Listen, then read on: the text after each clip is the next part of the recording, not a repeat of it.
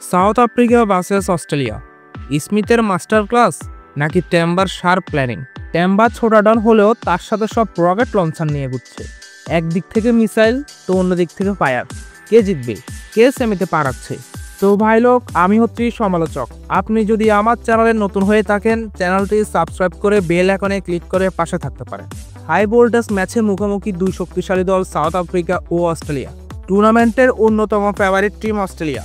প্রত্যেকবারই তাদের চ্যাম্পিয়নের অন্যতম দাবিদার ধরা হয়। টুর্নামেন্টের শুরুতে তাদের তিন main bowler ester, Hazlewood, Cummins না থাকলেও তারা প্রথম ম্যাচে জয় তুলে নিয়েছে।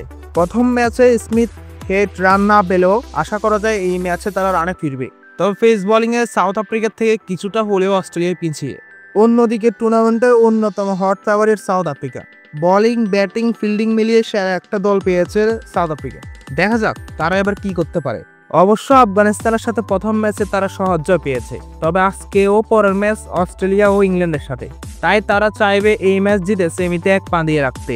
সাউথ আফ্রিকার ব্যাটসম্যানদের পাশাপাশি বোলাররাও অনেক ফর্মে রয়েছে। আশা করি টান টান উত্তেজনার মধ্য দিয়ে সেরা একটা ম্যাচ হবে।